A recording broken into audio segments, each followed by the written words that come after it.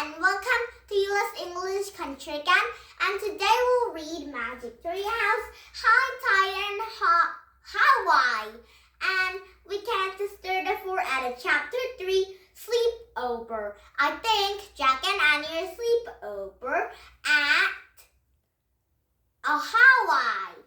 And we can to the end of reading at chapter 5, okay?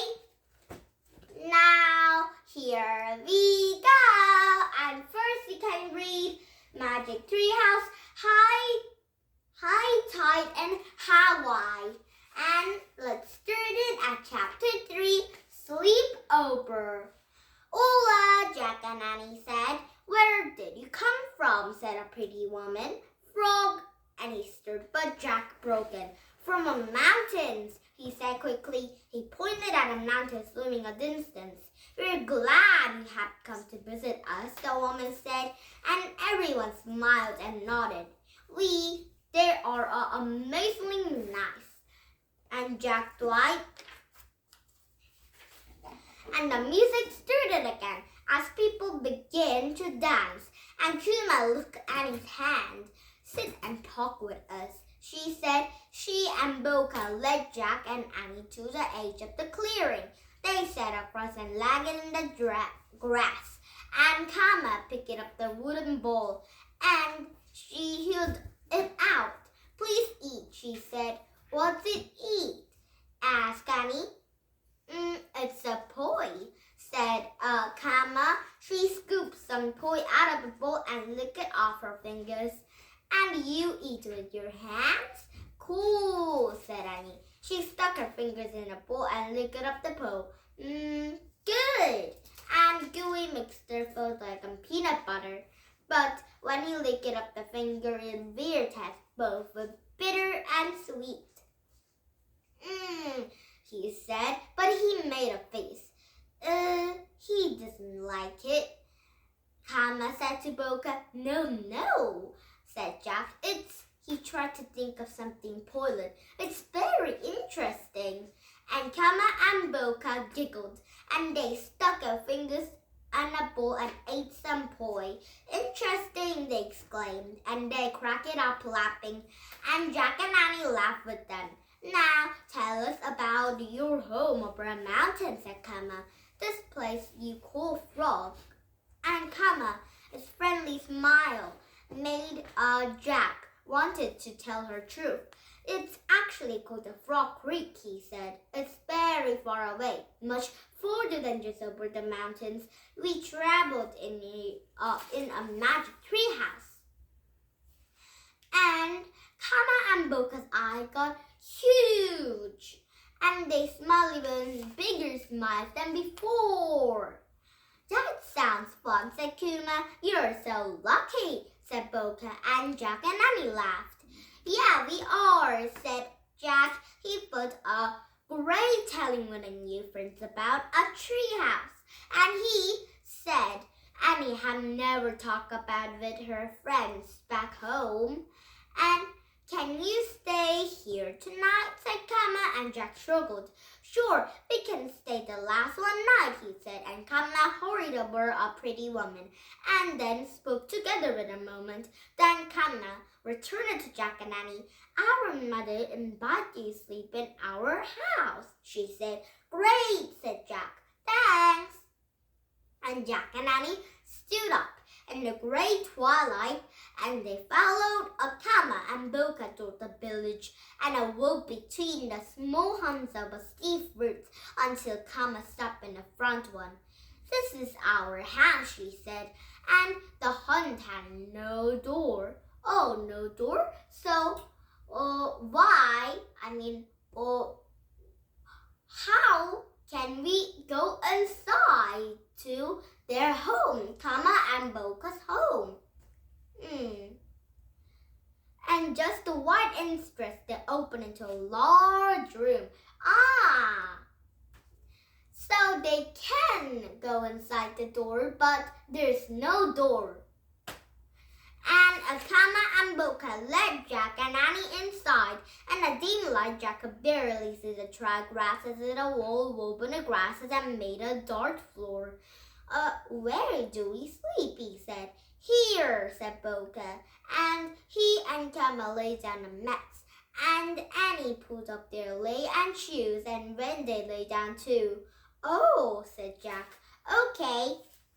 He took up their shoes and wrapped the floor, flowers, and a backpack with a pillow, and he lay down, and a warm wind rustled in the plum leaves outside, and music drummed from the party. The ocean is calling, said Kama, and it barely hear the leaves in the distance. Tomorrow we will take you away riding, said Boca. You mean surfing? Said Annie. Yeah, said Kama. Cool, said Jack. And the surfing is actually something pretty scary, and Kama sing their hair tonight. Don't worry, she said. We'll have fun. No kidding, said Annie, and soon Jack could hear Lee steady breathing and another kid had fallen asleep. Oh darn, we forgot to ask them about building a ship, he cried. I guess we'll have to do that tomorrow. And Jack closed his eyes and yawned. Soon he, too, was fast asleep. Now, everybody fast asleep. Now, chapter 4 of Garden Paradise. Wow, garden have a lot of things, so it's called a paradise. And Jack heard the pounding noises. It meant Boca and Kama are building a ship, and he opened his eyes, and only he and Annie was still in a hunt. We saw a cloth cover with a doorway, and Jack stared off and shook Annie. Wake up, he said, and she opened her eyes. And I think we're building a ship outside, said Jack. Come on, let's go, and Annie jumped up and followed Jack. Don't forget Lily, she said, and they put up their flower wings. And Jack lifted up the cloth over a doorway, and they stepped out the warm sunlight. And Boca and Kama with their parents smiled at Jack and Annie, and they were working, but no one was building a ship. And Boca was pounding with a wide strip of a brick with a wooden club, and Kama was using a stone to pound something that looked like a flat sweet potato, and their parents were waving with grass mats. What are you making? Jack said. We're making a tapa, said Boca. First I beat a brick of a mulberry and treated them in their sheets, and now Father passed this old sheet together with porpoise. There's a root of a terrapin, said Kama, and she pointed to a squash of a white vegetable.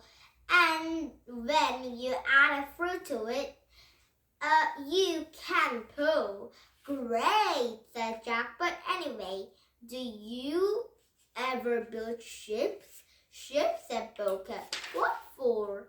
And Jack struggled. To sail away, he said. And why do you want that? Said Kama. Good question, said Jack, smiling. Can I help? Annie, said Kama. Sure, said Kama, and she stood away how to pound the taro root. And Jack slipped back to the hunt and pulled out a notebook and quickly added to the Hawaii list. And a tapa, bird pounded into cloth, and taro root pounded for a pole ship. And Jack heard Kama ask the parents if they could play now. We finished our chores, said Kama. Maybe take Jack and Annie to the ocean for wave riding, said Boca, and they have a breath and held up and hop, and the parents would say no. Yes, we have a good time with your friends, said their father. Come on, Jack, Annie called, and she put a notebook away and put it on Jack's pack and joined it to another outside. And we'll be back in a little while, said Kuma. Don't forget our breakfast, said her mother. We won't, said Kama. And where we still get breakfast, wondered Jack. And he and Annie followed Kama and Boca, and they passed the villages with a hard at work. And some carried firewood in the fire, and another cut the thin grass a striping of a bark with the trees, and everyone smiled and waved. Hungry? Kama said to Jack and Annie. Sure, they said. And Kama with Boca and a grove of plants in their hunts, and they climb up two slanting tree trunks, and using up their hands and feet to push themselves up, and atop they shook their palm leaves. Well, Jack! Kama shouted, and Jack and Annie jumped on his back and ground. Coconut fell on the ground, and Kama and Boca slid down to the trees, and they each picked up the coconut, and they found a rock between a whack and her shells, and they whacked it and until the coconuts cracked into leaves. And Kama shared with their Annie, and Boca stared with their Jack, and Jack drank a fish and sweet milk inside a coconut. He said. Interesting, said Boca. No, means good, said Jack, and everybody laughed. And when Kama picked up the bananas to a banana tree and gave them to Jack and Annie, and Jack peeled out a thick bite, and it was the best banana I've ever eaten. I think the Hawaii banana is very yummy. And when the breakfast was over, they all handed it into a flowery meadow, and the sky was the bluest blue I'd ever seen, and the grasses was the greenest green, and the flower with the birds broke into jewels. Hawaii is a garden paradise, he sighed, and he wanted to look up a Hawaiian birds and flowers and research book, and they all had keep walking, and he stopped and pulled out the book. Jack, come look, I think Annie and Kuma and Book had found something excellent.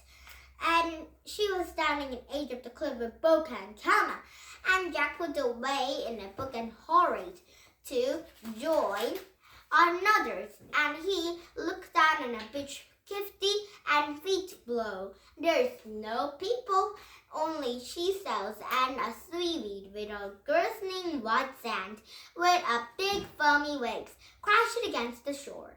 Wow, said Annie. Uh-oh, said Jack. And 5, go. Oh, where should Jack and Annie go? Now tomorrow we started at Magic Tree House, High Tide in Hawaii, Chapter 5, and then I'm reading in Chapter 7. Okay? Now, thank you for coming to my YouTube and media. Have fun. Here's English country. We'll come back with some this book, but not this story because it might be a new chapter to read. And now, please don't say my YouTube. And bye-bye, everybody. And happy Sunday.